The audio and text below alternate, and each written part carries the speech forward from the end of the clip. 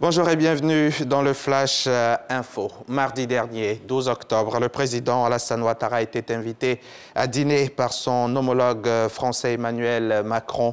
Au cours du repas, les deux chefs d'État ont évoqué les dossiers ouest-africains les plus sensibles, notamment les transitions au Mali et en Guinée. Les relations de coopération entre la Côte d'Ivoire et la France étaient aussi à l'ordre du jour.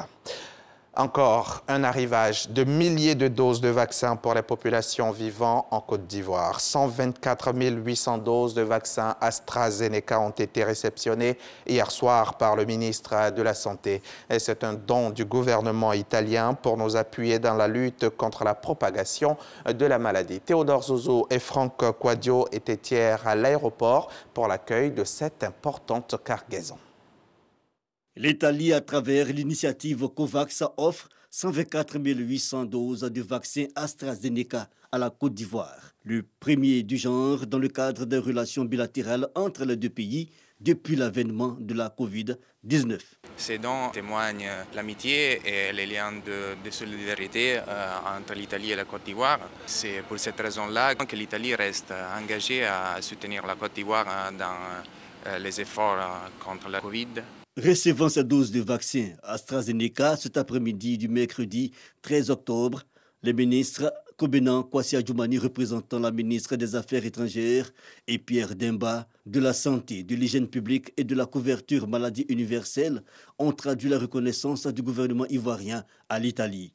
Il est du devoir du gouvernement de procurer aux Ivoiriens des vaccins. Mais c'est une obligation pour les Ivoiriens d'aller se faire vacciner. Je voudrais remercier nos amis et frères d'Italie, grâce au leadership du chef de l'État et à l'implication de son Excellence, Monsieur le Premier ministre, nous avons pu avoir des dons de pays frères et l'État de Côte d'Ivoire s'est engagé à acheter des vaccins. Il s'agit de protéger la vie des Ivoiriens. Et je voudrais saisir l'opportunité pour les inviter encore une fois à la vaccination. Avec ce don, la Côte d'Ivoire enregistre 5 699 470 doses de vaccins, soit 1 896 290 doses de vaccins AstraZeneca. À ce jour, ce sont un peu plus de 2 600 000 personnes qui ont été vaccinées. Reportage des Tours d'Or Zozo commenté par Franck Quadio. Nous sommes en octobre, le mois de la lutte contre le cancer du sein, le cancer le plus fréquent chez la femme en Côte d'Ivoire. Voilà déjà plusieurs années que le Rotary Club Abidjan Aquaba a déclaré la guerre à la maladie et plus que jamais, le club service sensibilise et procède à des séances de dépistage de masse afin de freiner l'avancée de ce cancer. Salimatou Odia était au lancement de leur campagne Octobre Rose. Elle nous en parlera dans le 13h. Dans une série de décrets publiés mardi soir, le président de la transition guinéenne, le colonel Mamadi Doumbouya, a procédé à d'importants remaniements au sein de la haute hiérarchie militaire. Les piliers de l'ancien régime déchu d'Alpha Condé ont été simplement mis à la retraite par les nouveaux maîtres de Conakry. Ancien président de la transition militaire de 2009 à 2010, le général Sekouba Konaté fait également partie des généraux mis à la retraite. Ces changements dans l'armée interviennent alors que les Guinéens attendent avec impatience la nomination du futur gouvernement. Un ressortissant français de 65 ans est aux mains de la police marocaine depuis mardi dernier, 12 octobre. Les autorités locales avaient contre lui un mandat d'arrêt international de la justice béninoise. C'est pour l'affaire des 145 kg de cocaïne découvert dans un conteneur au port de Cotonou qu'il était recherché. Depuis le 25 juin, 9 personnes sont en détention provisoire dont cette affaire est poursuivie pour trafic de drogue et corruption. Parmi elles, le patron de la brigade antidrogue, un homme d'affaires et des cadres du groupe Bolloré.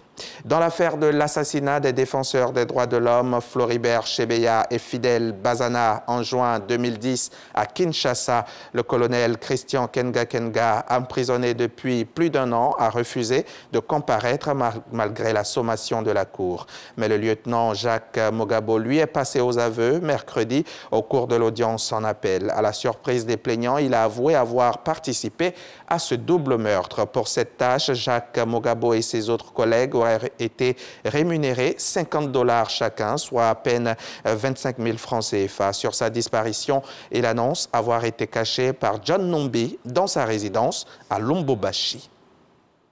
Allons-y en France. Éric Zemmour agite le début de la campagne présidentielle. S'il n'est pas encore officiellement candidat, il en a tout l'air. L'ex-polémiste de CNews et du Figaro grimpe dans les sondages et commence à inquiéter les états-majors à droite et à l'extrême droite. Il tient des meetings, enchaîne les interviews et pourtant, il laisse toujours planer un faux suspense. Éric Zemmour a envie d'être candidat et on le voit mal s'arrêter maintenant. Pas encore candidat, il remplit les salles et menace Marine Le Pen dans les sondages.